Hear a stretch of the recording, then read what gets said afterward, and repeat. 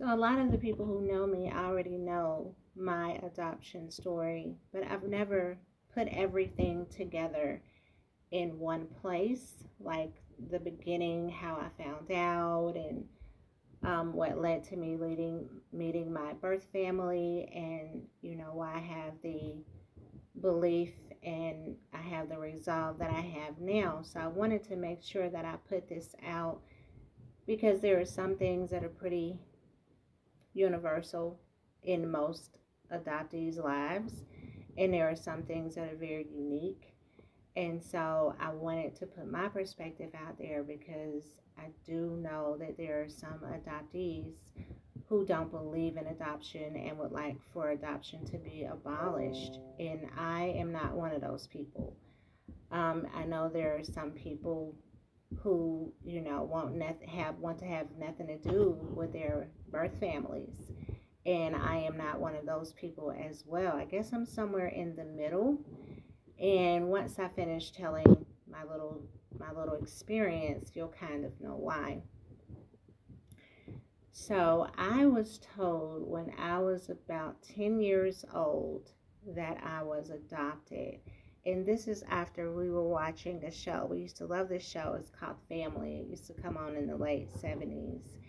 And one of the characters on Family, I think her name was Buddy, she found out she was adopted. And so my mom picked that opportunity to tell me after the show went off that I was adopted. And that was kind of messed up in itself because I had been told I was adopted by other people, while I was growing up before this time. And my mom and dad would tell me, no, that's not true. They don't know where they got that from, or they're just confused because, they have a lot of foster kids. And so my parents were foster parents for many years. Even before I came into their lives, they, kept over 100 children or 200 children altogether in their foster career. They had fostered over 300 children, and so, or close to 300 children. And so it was told to me when I was told that I was adopted that this was a really big deal because they had had an opportunity to adopt other children in the past, and I was chosen. I was special. So most adoptees know that feeling of being told you're chosen and you're special, and this is what made, coming into this family is such a wonderful thing. And most of the time we're thinking, yeah, but in order for me to be chosen, I had to be rejected first. And so I definitely went through that. And to make it even more traumatic, I was also told that my mom was a teen mom and that she probably died giving birth to me. And so I went through a couple of years of thinking I actually killed my mother. Like, who kills their mother? It was this horrible, traumatic story I'd been told about, my birth. And so eventually, when I got to be a teenager, I knew something was wrong with that story. Like, if my mom had died, then who was the person who dropped me off to be left? I was told I was left on the steps of a public facility. And so I was like, well, who would have done that? If my mom had actually died, like, who was the person responsible? And it didn't make sense.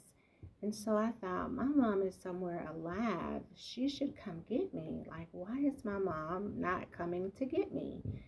It puzzled me for years. I cried about it so much and led myself to go into a deep depression about it because it was more than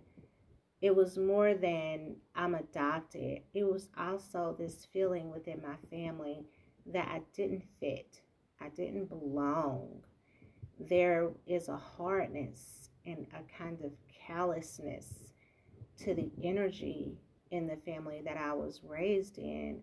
And so being the sensitive person that I am, it was really kind of like it was just a brutality. It felt very unnerving to be in a situation where there there's just this hardness to their energy. I wasn't feeling it. Plus, I was being raised by a bunch of narcs. Like, I was surrounded by narcs.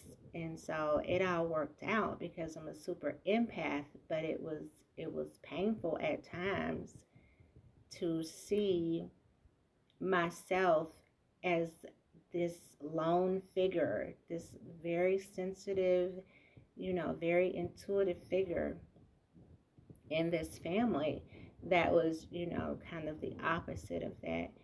And so I went through a great deal of what adoptees typically go through: the grief, the sadness, the abandonment, the confusion.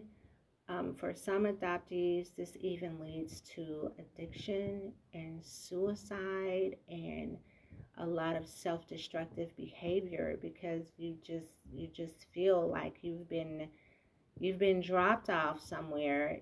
There's no one in the world who is related to you, around you, for you to compare or get any kind of context to.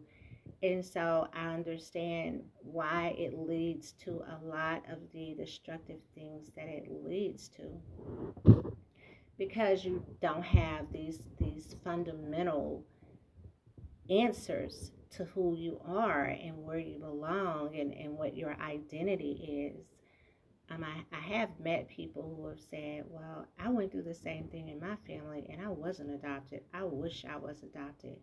And I know there are some adoptees who feel very offended by that. I don't. I'll be honest with you. I really don't. Because growing up, I felt like my parents wanted to be something different than what they were. Like, they wanted to reach out and they wanted to connect with me on a deeper level. And they were struggling to do that because my energy was really very foreign to them. And so when you're growing up in a household where these are your people, this is your mom, and she's not caring, or she favors, one sibling over the other, and you're the recipient of the lack of favor, then you feel like, oh God, what? Like, why is this happening to me? Why am I the least favored? And so that pain is very real. It's very real to see a parent not even struggle to care, to want to be there for you, or to want to connect with you on a deeper level. So I've developed a sense of compassion for everybody involved. And I understand that, sometimes we can go too far. We can go too far with the things that we want to accomplish. The reason why my parents waited to tell me until I was 10 is, back in those days, they would tell you, if you do tell a child, you need to tell them when they're old enough to handle it, when they're mature enough to handle it. And for my mom, what she would tell people is she actually stopped keeping foster children because I would just freak out, like when they would have to leave and go back home, or when they would visit with family or whatever. I would just be like, are they gonna come back? What is going on? Are you all gonna send me away too? Because I was trying to figure out like what the heck was going on, and this was like before I was told I was adopted. So it became this kind of anxiety my mom said I had about the foster kids coming and leaving. And it turns out that that's what they were telling adopted parents around that time, that if they do have foster children, they really need to let them go, because it does something psychologically for the adopted child in the home to see those foster children leave. So I definitely went through that as well. As I got older, though, and I found out when you turn 18 in the state of Georgia, you can approach the court and ask for non-identifying information. So when I turned 18, that's exactly what I did. I wanted to get any information they had. Well, I waited a year and nothing happened. Nothing came back. So I'm thinking, this is weird. I go to the library. I tried to look in the newspapers because they were supposed to advertise, that a baby had been abandoned and it wanted to come forward within 30 days. So I would go and I would look in the old newspapers to see if I could find my notice, and there was nothing there. So I knew something was going on. I knew it was something really fishy or unusual about the story. Besides, I was left on the steps of a public facility. So by the time I reached my 30s, I'm kind of accepting the new reality of what my life is going to look like without knowing who I am. I've had my children by then. I've had, 3 children by my early 30s. And I'm seeing my children develop and grow, and I'm seeing things about their personality, and I'm seeing, the changes that are occurring in their perspectives, and I'm wondering, where is this coming from? Like, I have no information about my family's tendencies, what kind of mental illness or what kind of health issues might be lurking in my DNA. Like, none of that is available to me. That is my biggest issue with adoption. I don't think we should ever believe people are going to stop adopting. That is ridiculous. There's no way that will happen. There will always be adoptions. The first adoption story is actually the story of Moses. That story is like, 3,000 years old? But Moses is the first probably recorded adoptee in history, and we all know how that turned out. But I think the biggest issue that I have with adoption is people not having access to their background, people not having access to their medical history, people having no idea, what family name they're connected to. That's the biggest tragedy to me. So by the time I'm in my 30s, and I've reached out to the state again, because at 25 you can get any information the state has about your adoption, and I sent in and I waited and waited and waited, and nothing comes back, no information. I had reached out to some other organization that does adoption reunions, but I realized I really don't have any information to give them. I have nothing.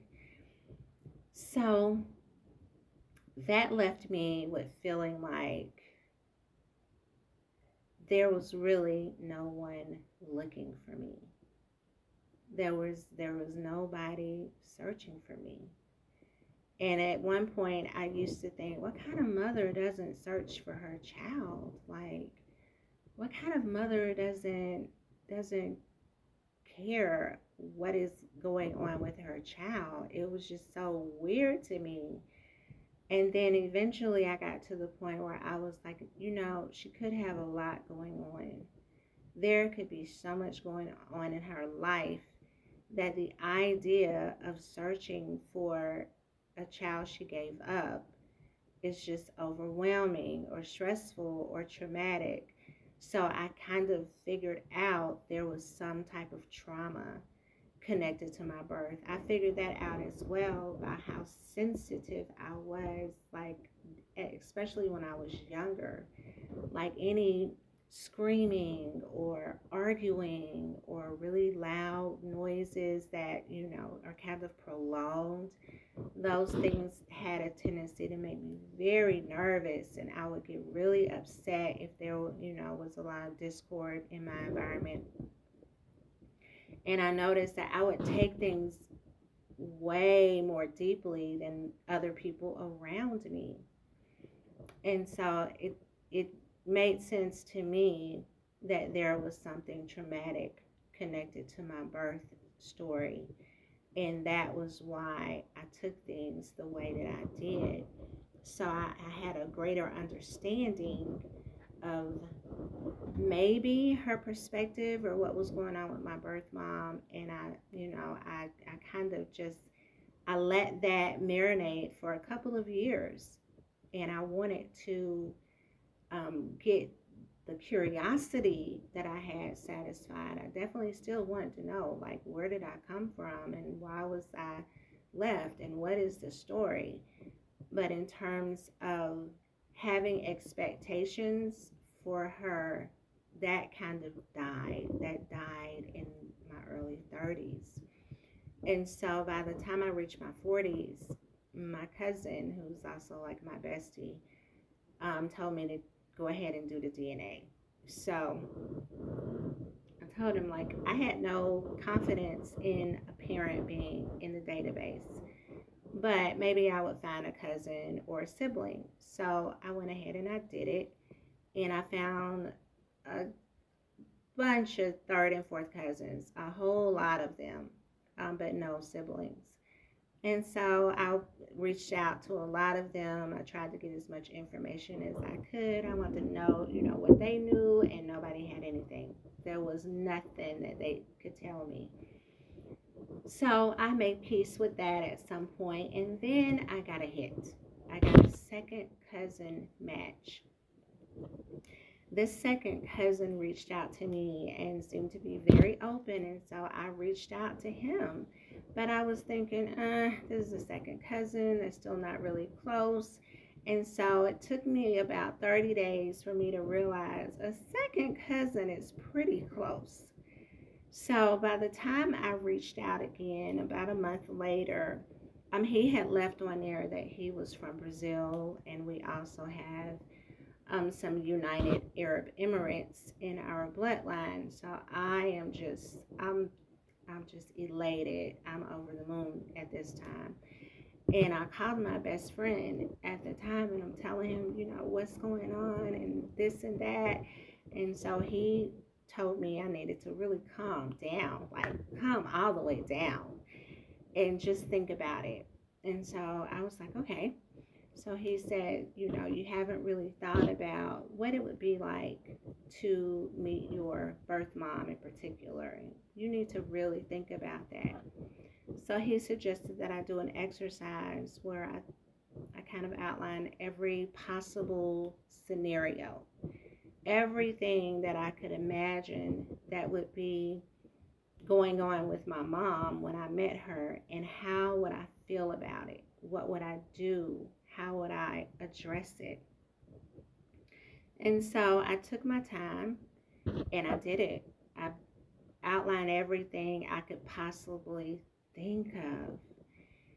And I realized at the end of doing that exercise, it took a minute, but at the end of doing that exercise, I realized I really didn't need anything. I just wanted to know my story. Like, I had gotten to the point where I mothered myself. I nurtured myself. I cared for myself.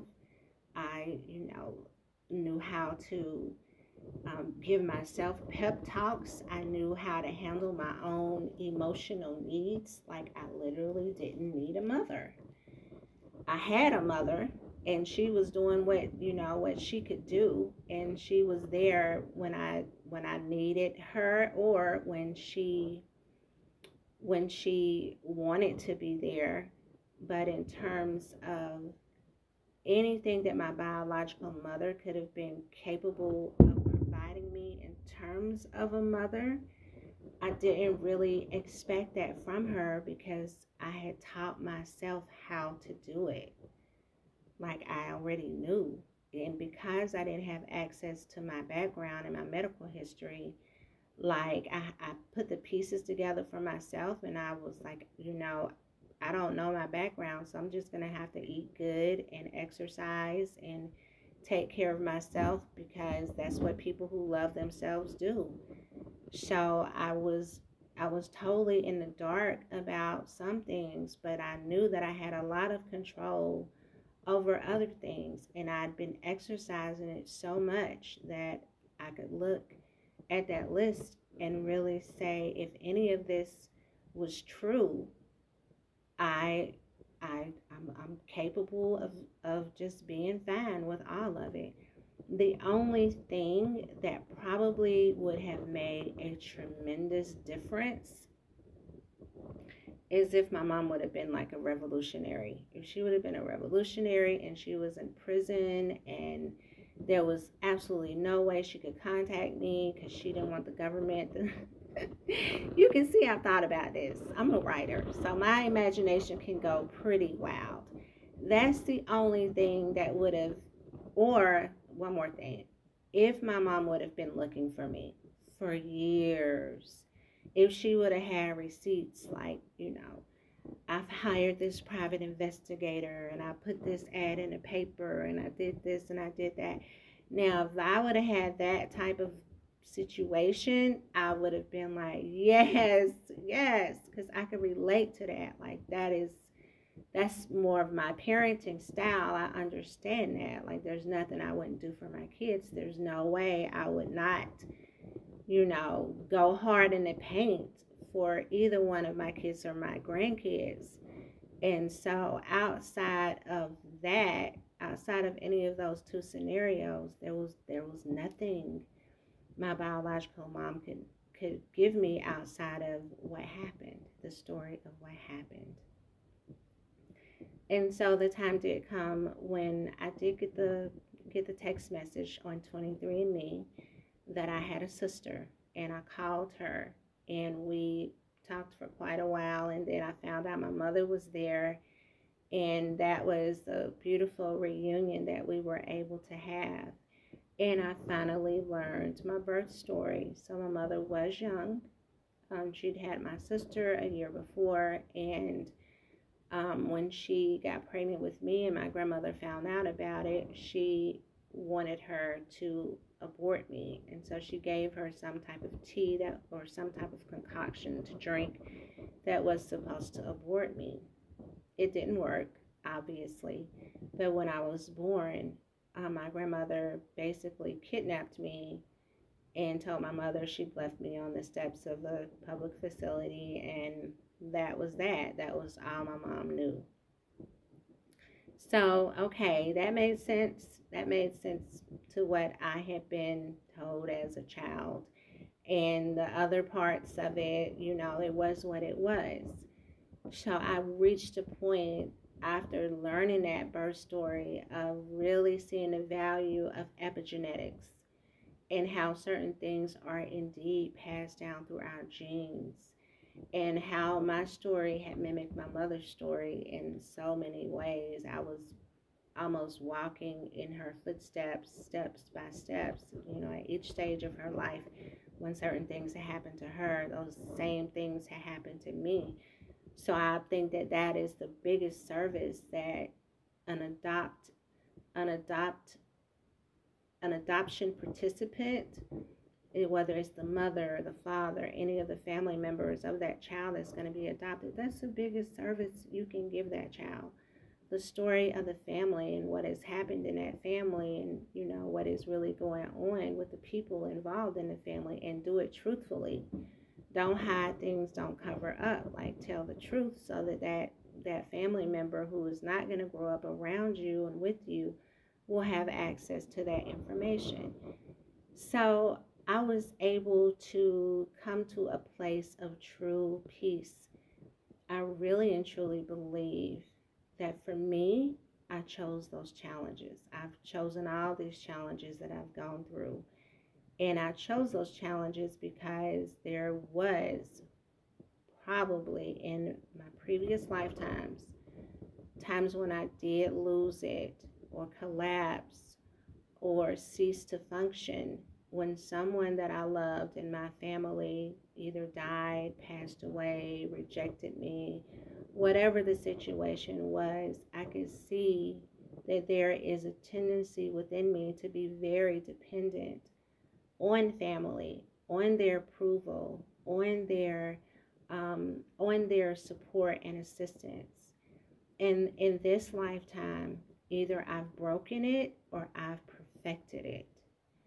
Because in this lifetime, I am 100% sure I am the person I intended for myself to be. And I know that it was because of the challenges that I experienced. For all these reasons, I can honestly say I do not regret being adopted. So my confidence in myself is, stronger than ever. My sense of intuition, trusting myself, all of those things served me well. They really did strengthen me beyond what I could have ever imagined. I know my adoption story isn't that unique, but so many different stories and so many ways it could have turned out badly for me. And there's some people who might say, well, just the fact that you were kidnapped and you survived a botched abortion and this and that was bad in itself. Well, what did it create though? What did that experience cause to be? And what it did for me is it created a kind of confidence within myself that nothing is capable of breaking me. Nothing is capable of destroying me. No one and nothing is capable of creating a hole in me that can't be filled. No holes exist up in here. Like, everything is filled with God, love, family. Like, I have a very full life.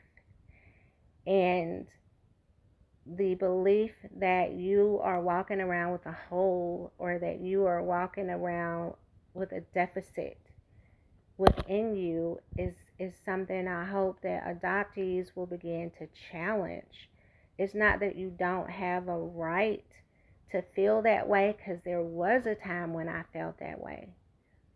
But I understand now that I had a lot of power over what I was able to do for myself and bring into my own life. And I did it.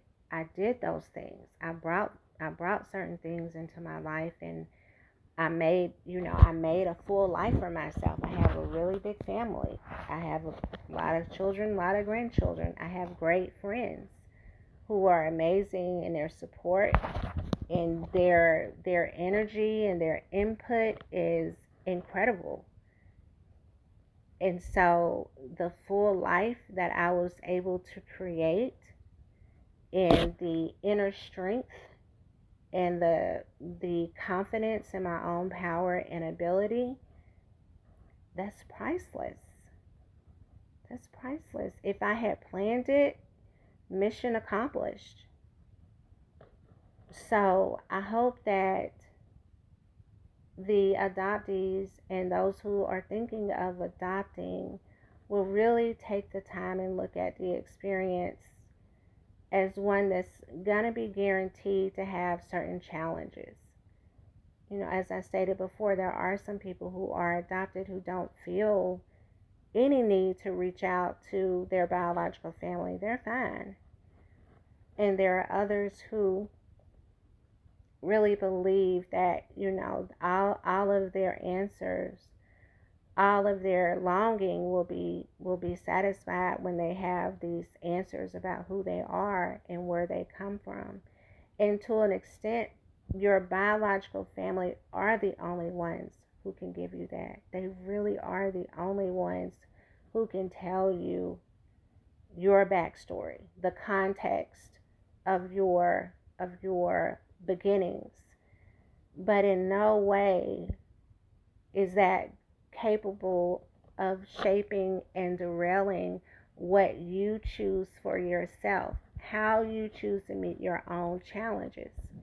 We all have that power and ability to mother ourselves, father ourselves, bring into our life people who will tell us the truth, people who will support us, push us, challenge us.